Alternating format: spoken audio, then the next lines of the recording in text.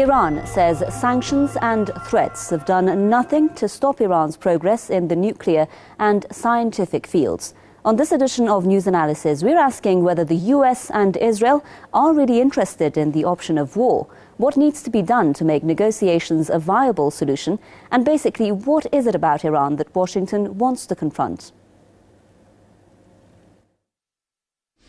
And we are of the opinion that the Iranian regime is a rational actor.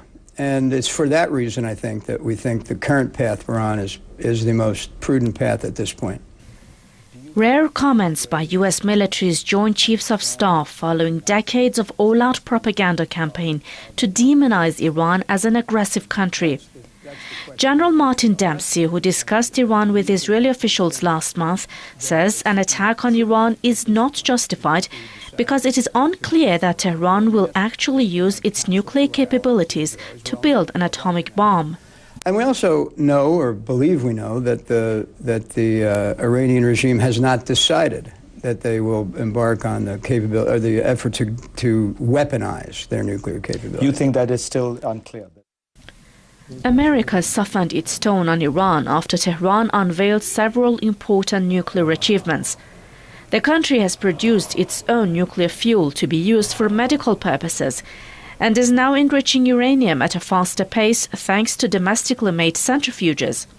All this despite decades of harsh US-led sanctions aimed at bringing the country to its knees. Iran has responded to a letter by EU's foreign policy chief Catherine Ashton, saying it's ready to resume talks with the P5+1 over a range of issues. The group comprises the 5 permanent members of the UN Security Council plus Germany. Tensions between Iran and the EU have been rising over the bloc's unilateral sanctions on Iran's crude.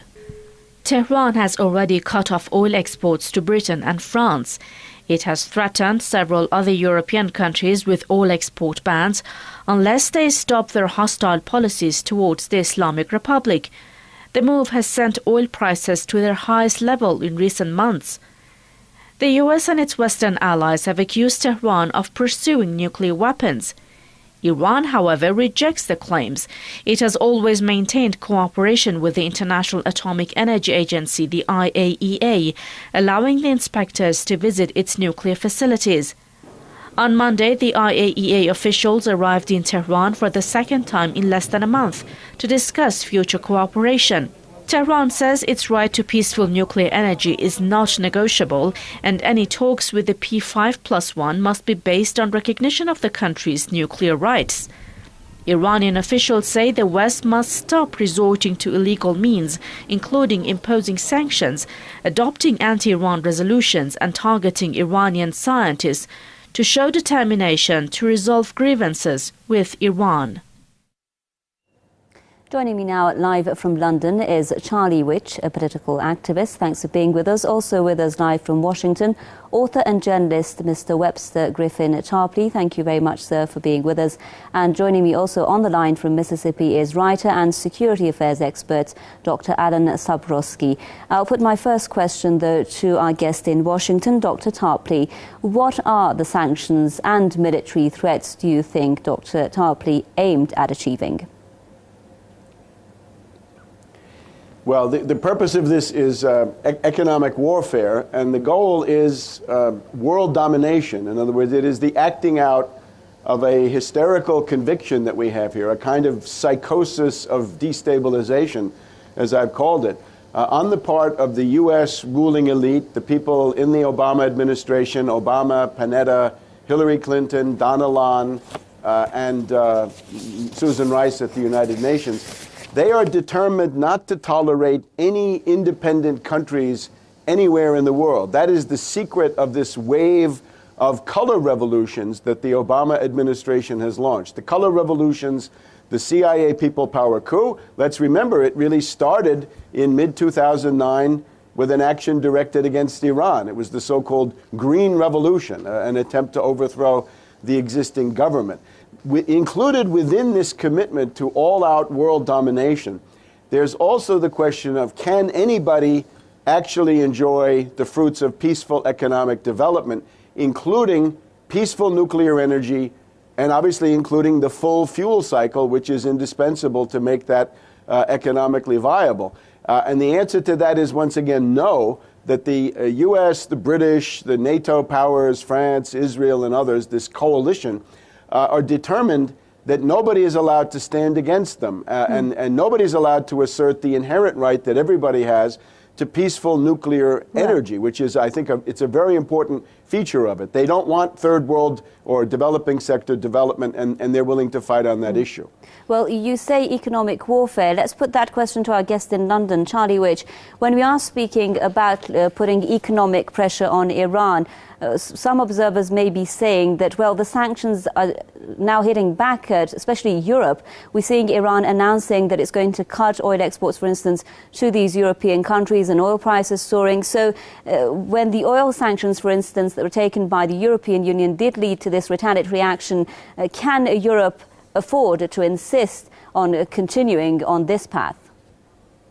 Well, I think Europe can afford, and they will continue these sanctions. Dr. Tarpley is absolutely correct when he says that the goal here of the Western world and their Israeli pit bull in the Middle East is total global domination. And as Henry Kissinger said, you know, those that in the international community that oppose the plan of the West, that we call terrorists, are just simply in opposition to it. And we have a world now where, you know, we had that guy saying that Iran is a rational agent, but I can say for sure, and I think the other guests will agree, that Israel, based on the collective pain from World War II, thinking that everyone is out to annihilate them, is certainly not a rational agent. So what I think is going to happen, I think this attack on the Iranian nuclear facilities is unfortunately inevitable.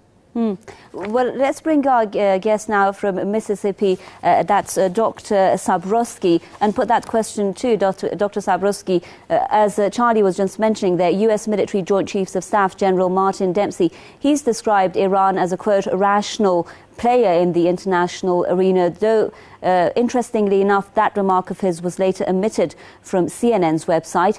Do you think the U.S. is thinking that the sanctions are or are not hitting back now? Well, I don't think it really matters what the American administration may say.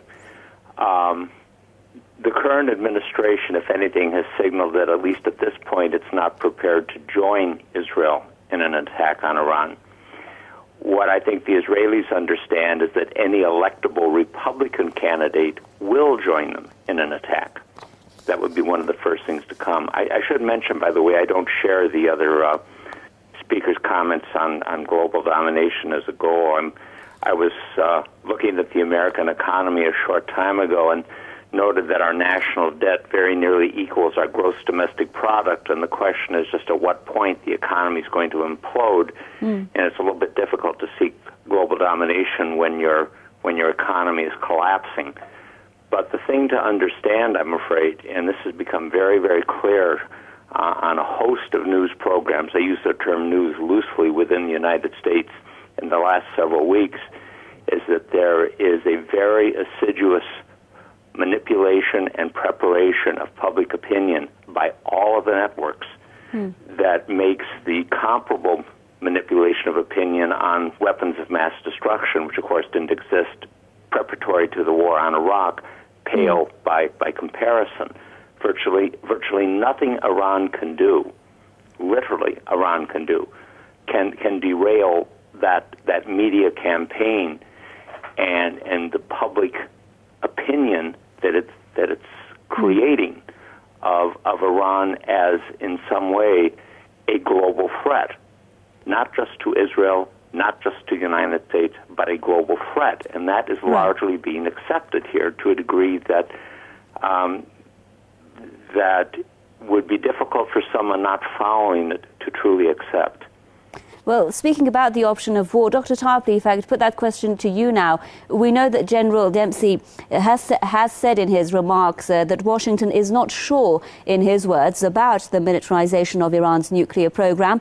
Iran, of course, has been arguing if the United States is really concerned about a country's nuclear program in the region, it should be concerned about the nuclear warheads that Israel possesses as one entity in the region. So, first of all, what is it about Iran that basically is creating all this concern for Washington? And would you agree that Washington is actually planning to launch that strike?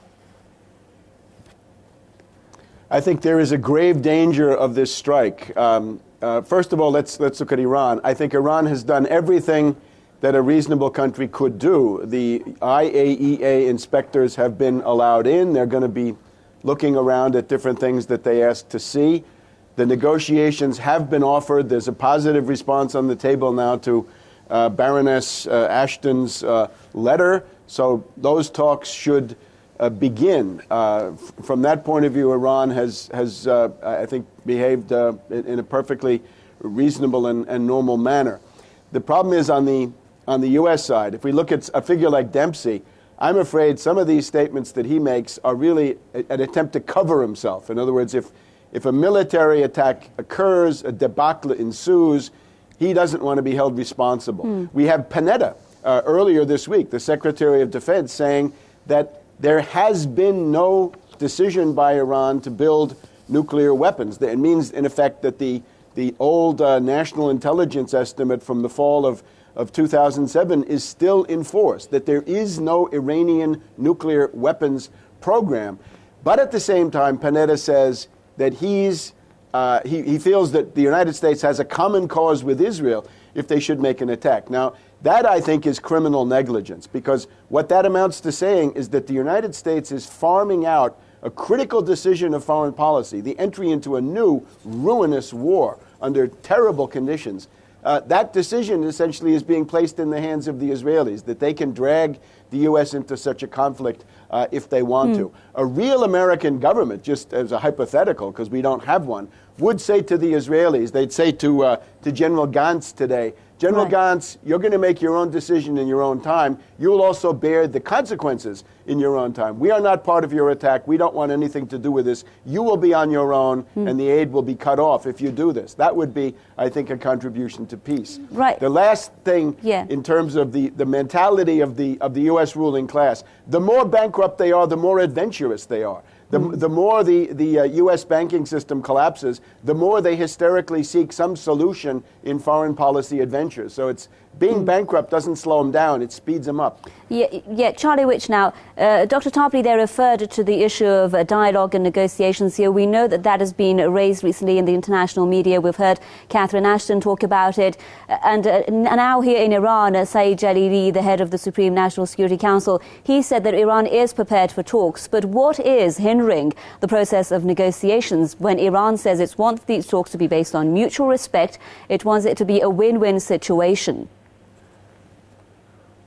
Well, basically, as Dr. Tarpley was saying there, it's not about what's rational, what's moral, what's politically correct, whether Iran is developing nuclear weapons or not. We need to look at the reality of the situation. We have the exact same ramping up in the propaganda in the West that we see. I can't pick up a newspaper or look at a website here in the UK without seeing Iran, Iran, Iran, Iran, Iran, nuke, nuke, nuke, nuke, nuke.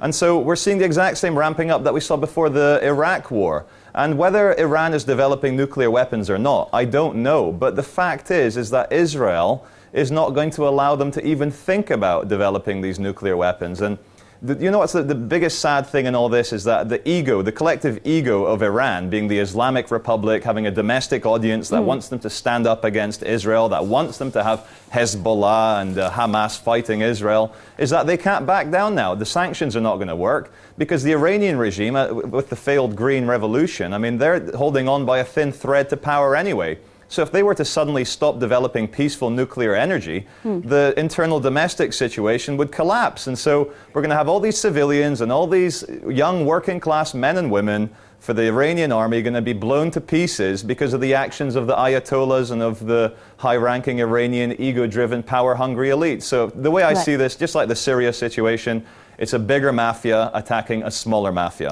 Yeah, there's one question here that I'd like to put this one to Dr. Sabrowski, and that is, Doctor, various U.S. officials have come out talking against an Israeli attack on Iran. First of all, can Israel attack Iran without prior permission from the U.S.? And second of all, is the U.S., do you think, playing a good cop, bad cop game here? The answer is yes in both cases. Because Israel could absolutely, because of its total control of the United States Congress and the leverage that Jewish money in the campaign process and Jewish control of the media have in this country, it can absolutely count on the United States to veto any attempt on the UN Security Council to do anything to Israel if it did launch an attack. An attack by it militarily would be precarious. The only way I could see them actually doing what they have asserted they would do to Iran's nuclear capabilities, and I'm talking about the facilities, not any type of military capabilities, would be to use tactical nuclear weapons. I don't see conventional weapons carrying it out. And I think even using that, they could count on the United States to provide a diplomatic shield.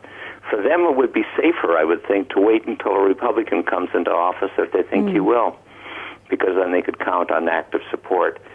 One thing that's occurred to me is that possibly the wrong question is being asked here. You know, it's not, is Iran developing a nuclear capability, nuclear weapons capability, but why shouldn't it? You know, the Bush administration came up with this axis of evil of Iraq, North Korea, and Iran. And it's been instructive, I think, looking at the example of Iraq, which had no nuclear weapons, and North Korea, which is a truly despicable regime, and did have a handful of them, and no one even thought of a military option against North Korea. I would suspect, looking at Israel and to a certain extent the United States, almost any sensible country would immediately develop a handful of nuclear weapons and the ability to use them simply to avoid becoming a victim and replicating the experience of Iraq. Dr. Tarpley, why shouldn't they have them? Yeah, let's put this question to Dr. Tarpley here as well. Do you think, Dr. Tarpley, that there is a unified stance between Israel and the United States on the option of war? I mean, a lot of people may be saying it's election year, that the US can't economically now engage in this kind of war. Is this just empty rhetoric coming from Israel, or do you think that the two sides agree that there should be a military strike here? I think it would be superficial to look at it as Israel on the one side, U.S., Britain on the other. It's an international faction fight where the factions cut across the national borders. We've heard that these relatively weak bureaucrats of the Obama administration would like to avoid this for the moment, maybe until October, when they could perhaps win the election based on a rally round effect. But the other thing is we've had Haig of the British now saying that he doesn't think an attack is a good idea.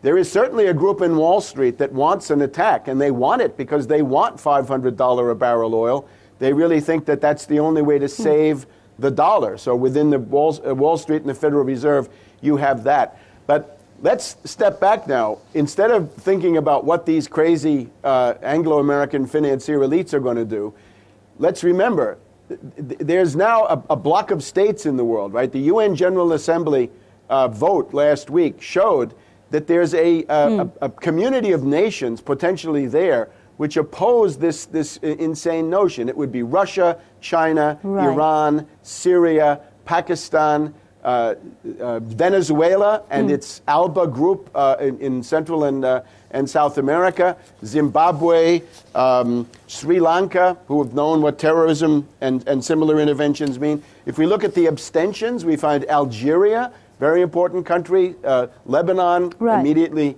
involved. In other words, you've got almost 30 countries, one way or another, that would like to avoid this war. And I think it would be important at this point for a figure like soon-to-be President Putin of Russia to come forward with some kind of an initiative, a multilateral initiative, either to propose negotiations, some kind of a global solution to this entire Middle East problem, what we haven't really had since the U.S.-Soviet statement of 1975, or some kind of an ultimatum to the U.S., the British, and the Israelis saying, don't do it, or you will be in conflict with a very large and powerful group of states. But you refer to something interesting that I'd like to raise with our guest in London, Mr. Which, and that is when we are speaking about some countries like Russia and China having a very stronger influence now at the UN Security Council, and not just these two countries, but when we speak about countries like, for instance, as well as Russia and China, India or Latin American countries, and these are countries that have, for instance, said that they will not